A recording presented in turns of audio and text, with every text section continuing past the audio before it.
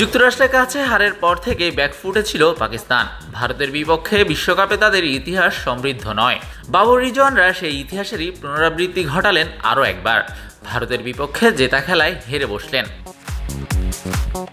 এই হারের ফলে বিদায়ের খুব কাছে চলে গেছে পাকিস্তান।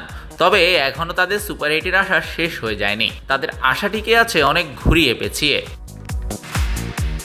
চলুন গ্রুপের চেহারাটা দেখে নেওয়া যাক। এই গ্রুপে ভারত 2 ম্যাচে 4 পয়েন্ট নিয়ে আছে সবার উপরে। 2-এ থাকা যুক্তরাষ্ট্রেরও 2 ম্যাচে 4 পয়েন্ট।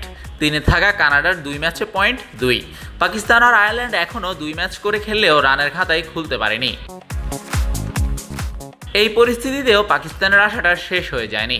অনেক যদি কিন্তু মিলে গেলে এরপরেই পাকিস্তান যেতে পারবে শেষ 8-এ। বাবররা তাদের পরবর্তী 2 ম্যাচ কানাডা আর আয়ারল্যান্ডের বিপক্ষে খেলবেন। আগামী 11 এবং 16 জুনের ওই 2 ম্যাচ জিততেই হবে তাদের। তাও আবার বিশাল ব্যবধানে জিততে হবে দলটাকে।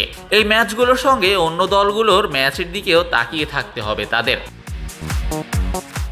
ভারত তাদের বাকি 2 ম্যাচে কানাডা এবং যুক্তরাষ্ট্রকে হারাতে হবে। মাঝে যুক্তরাষ্ট্রকে আর কোনো পয়েন্ট নেওয়া যাবে না, অর্থাৎ যুক্তরাষ্ট্রকে হারাতে হবে আইরিশরা। এই 5 ম্যাচের সমীকরণ নিজেদের পক্ষে এলে সঙ্গে নেট রান রেটটা অনেক বড় হলে তবেই পাকিস্তান খেলতে পারবে সুপার 8-এ। শাহরিয়ার শাওন, স্পোর্টস বাংলা।